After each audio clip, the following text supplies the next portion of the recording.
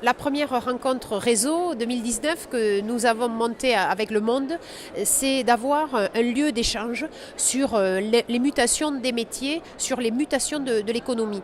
À travers le numérique, la façon de produire, mais aussi le lien entre les salariés, tout cela va être profondément modifié.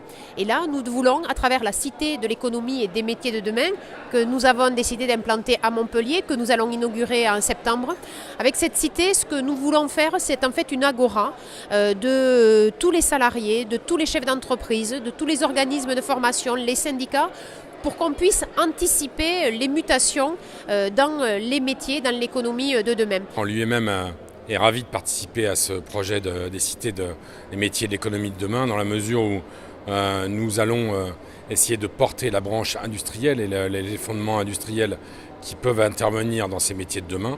Et je pense que cette prospective politique qu'a lancée Carole Delga et la région Occitanie est un sujet fort, fondamental, structurant et auquel on est ravi de participer bien sûr.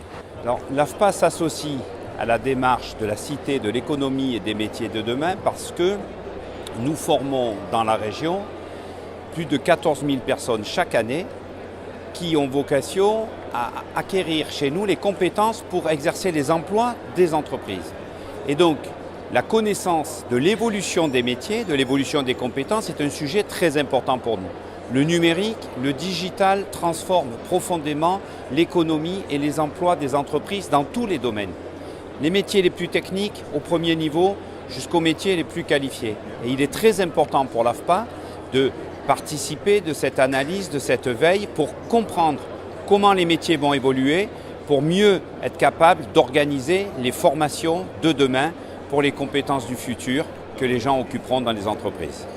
Oui, le rôle des pouvoirs publics, c'est de pouvoir accompagner les mutations. Nous sommes dans un monde qui est en pleine évolution et si nous ne voulons pas qu'il y ait un sentiment d'isolement ou un sentiment d'inquiétude, nous devons expliquer, nous devons faire preuve de pédagogie et nous devons mettre en place les formations, les différentes étapes qui permettent d'appréhender ces mutations.